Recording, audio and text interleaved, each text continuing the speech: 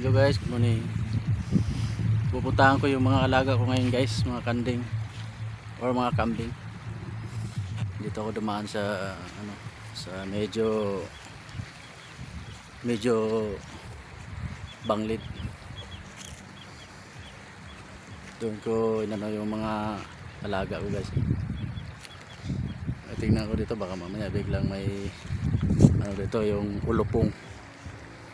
Marami kasi ulupong dito guys eh.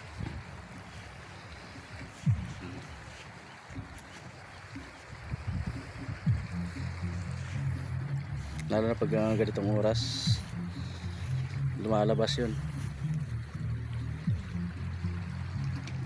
May mga bato kasi dito guys eh, kaya kadalasan dito mga ahas na ulupong.